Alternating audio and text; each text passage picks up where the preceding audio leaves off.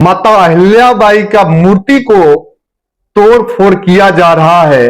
बसी पाल घराना से माता अहिल्याबाई होलकर जन्म लेने वाली हैं। मुगल और मोदी, ध्यान से, मुगल और मोदी के तुलना सनातनियों से, हिंदुओं से और खासकर अहिल्याबाई के वंशजों से यह आग्रह कर रहा हूं कि आप अपने धरोहरों को बचाए रखने के लिए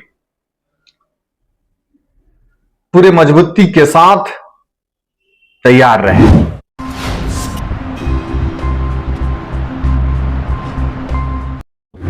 लगता है कि फिर किसी पाल घराना से माता अहिल्याबाई होलकर जन्म लेने वाली हैं और शासिका बनने वाली हैं।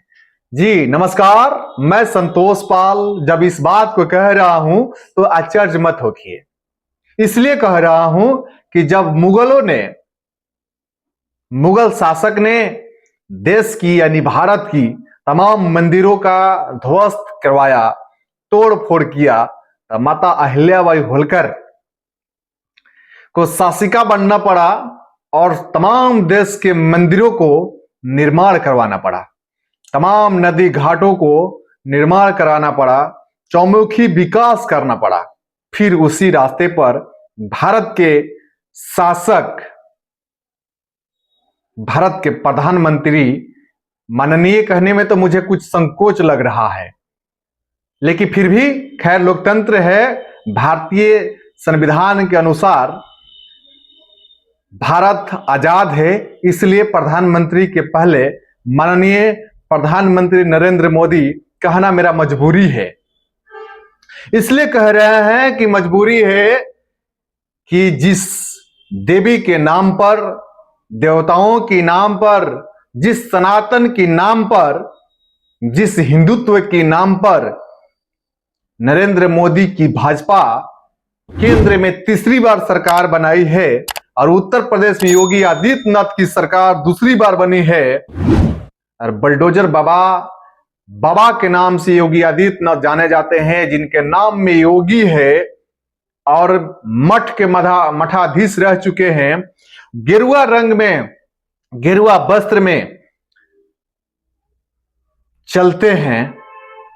अगर उन लोगों की भी शासन काल में, राज में, अगर माता अहिल्याबाई का मूर्ति को तोड़ फोड़ किया जा रहा है, बनाई हुई मंदिरों को तोड़ा जा रहा है, तो फिर मुगल से और मोदी से, मुगल और मोदी, ध्यान से, मुगल और मोदी के तुलना, शायद मुगलों का तुलना और मोदी से किया जाए तो ये खराब और आश्चर्य जैसा बातें नहीं होगा।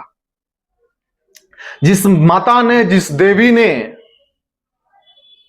पूरे देश में तमाम मंदिरों का निर्माण कराई, हिंदुत्व की बचाई, सनातन धर्म को बचाई हैं, रक्षा की हैं, आज उसी माता की मंदिर को, उसी माता की मूर्ति को तोड़ फोड़ की जा रही है।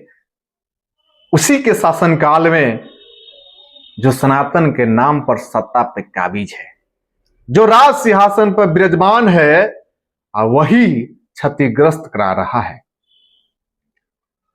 मैं कहना चाहता हूं कि मुगलों के जैसा आपका भी मोदी जी और योगी आदित्यनाथ जी अंत हो जाएगा। किसी पाल घराना में, किसी अहिल्याबाई होलकर के वंशजों ने जब ठान लेगा कि हमें शासिका बनना है, तो फिर मूर्ति का निर्माण उसी घाट पर किया जाएगा। अगर इस बात से आपको संतुष्टि नहीं होता है तो हो सकता है कि 27 में भी आपका राज सिंहासन चल जाए। इसलिए मैं कहूंगा इस वीडियो के माध्यम से और तमाम सनातनियों से, जो सनातन धर्म को मानने वाले लोग हैं, उन सभी लोगों से, अहिल्याबाई के खासकर वंशजों से,